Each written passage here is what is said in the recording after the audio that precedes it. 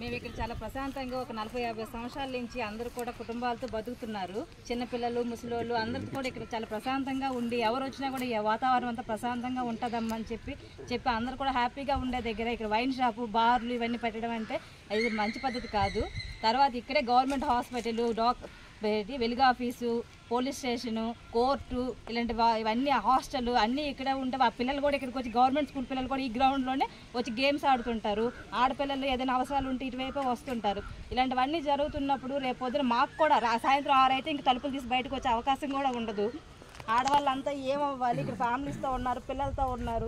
మరి వాళ్ళ ఇబ్బందులు కూడా తెలుసుకొని మీ ఇంట్లో కూడా ఆడవాళ్ళు ఉంటారు కదా, ఇలాంటి పరిస్థితి మీ ఇంటికి వస్తే మీ పరిస్థితిలో వస్తే ఏం జరుగుతుందో మీరు ఒకసారి ఆలోచించి కొంచెం మా అందరి బాధను కూడా అర్థం చేసుకొని ఇక్కడ ఈ వైన్ షాపు ఇవి ఏర్పాటు చేయకుండా చూడాలని చెప్పి మనస్ఫూర్తిగా కోరుకుంటున్నాం. కానీ ఇక్కడ జరిగితే మాత్రం అందరం కూర్చొని ధర్నా చేస్తాం. తర్వాత ఎవరు వచ్చి ఏం చేసినా కూడా మేము ఇక్కడ ఆమరహర దీక్ష అయితే చేస్తాము. తర్వాత ఎవరు కూడా అధికారులు లేదు. ఇక్కడ అయితే మేము ఎక్కడ నెట్లు వేసుకుని కూర్చుంటాం. అది పెడితే మాత్రం ఒప్పుకోము. మొత్తం మా వీధిలో ఉన్న ఆడవాళ్ళందరూ కలిపి కూర్చుంటాం ఇక్కడ.